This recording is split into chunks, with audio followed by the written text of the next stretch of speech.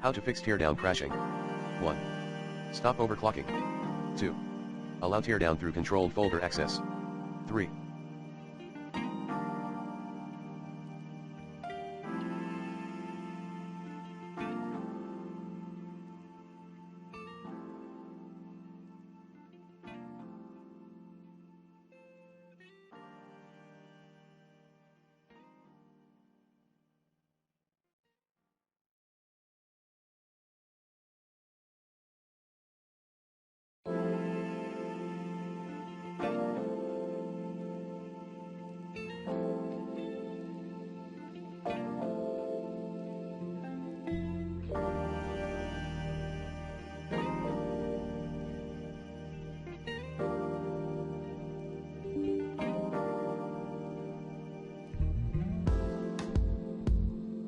Temporarily disable the antivirus software.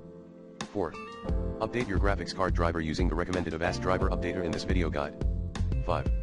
Verify the integrity of game files. 6. Uninstall then reinstall Teardown in Steam.